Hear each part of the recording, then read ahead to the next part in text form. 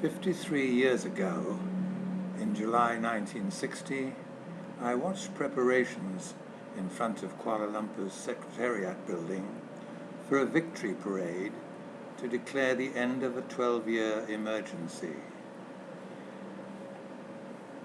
When the parade passed by, with all pomp and circumstance, I was standing, and visible in the bottom right of this picture, watching with the other onlookers, but wondering if Chin Peng, seen here meeting Mountbatten at the end of World War II, had really given up. He'd worked with Spencer Chapman, the author of a book called Jungle is Neutral, which had been essential reading matter for me before I arrived in Malaya. I met Spencer Chapman in 1961 when he was running a Pestalozzi children's home. Sadly, after interviewing him and writing about him, I learnt later that he'd committed suicide. Tunku Abdul Rahman had met Chin Peng at Baling to see whether it was possible to end the emergency, but Chin Peng had walked out on the talks and left him in the lurch, and the emergency continued. Sensing the opportunity to see some of the action I'd been denied during my 2 years of national service, I took my doubts to Sir Robert Thomson, about to retire as Malaya's last expatriate Secretary for Defence. Within 2 years he would be advising the American forces in Vietnam to create strategic hamlets as a step towards winning their own war against that other communist insurgency in Southeast Asia. Thomson gave me carte blanche to accompany security forces engaged in mopping up operations on the Thai-Malayan border. Mountainous though that region was, it was much narrower and therefore easier to police than had been Vietnam's border with Cambodia, where the Ho Chi Minh Trail was a constant source of irritation to American troops operating there. On the Thai-Malayan border, it was intended that joint Thai-Malayan security forces would lay down a cordon sanitaire that would keep the communist stragglers from infiltrating over the ranges from their jungle bases in southern Thailand. But here too, I thought, the lingering aftermath of the Malayan emergency could fester on over the coming years, not through overt terrorist acts, but through the sheer obstinate will to stay alive. Having rejected Tunku Abdul Rahman's terms for surrender at Baling on December the 27th and 28th of 1955, Chin Peng was believed to have no more than 600 followers still at large.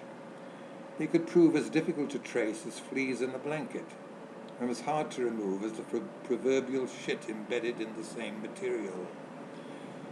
At Baling, a tiny township in the northwestern state of Kedah, where the talks were convened in the local schoolroom, Chin Peng had declared that the MCP were willing to lay down their arms if the leaders of the Tunku's Alliance Party voted into indisputable power in the last elections, could accept them as a legitimate political opposition. The Tunku said, if you want to have peace in this country, one side must give in. Either we give in to you, or you give in to us. I will never give in, so you must give in. Otherwise, what has happened in China and Korea and Indochina will happen to us, and Malaya is too small to be divided by warring factions.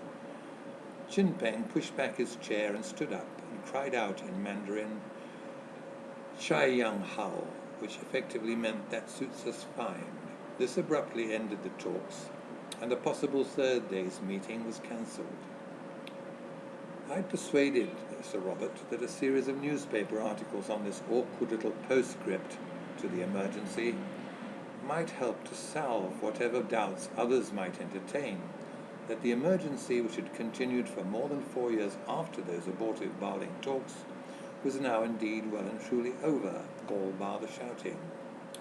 Allowed to observe conditions for myself, I might come up with enough material to demonstrate that Federal and Commonwealth troops and air forces under a newly created Security Council based in Kuala Lumpur had not only gained but were effectively entrenching their winning hand.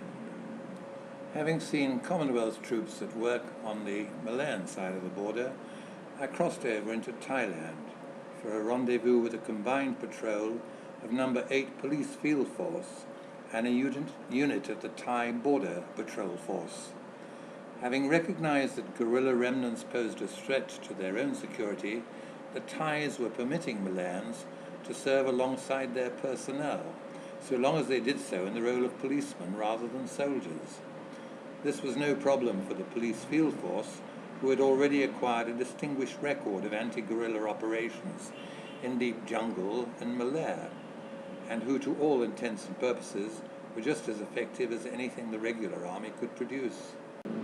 Not until nearly 30 years later did Chin Peng and the last of his veterans finally emerge from their protracted game of hide-and-seek. In December 1989, in the southern Thai town of Aceh, Chin Peng signed 2 ceasefire accords with the Malaysian and Thai authorities. These attested that all 3 parties would end all armed action. Although this effectively marked the virtual surrender of the MCP, Chin Peng obdurately insisted that the word surrender should not appear in the documents.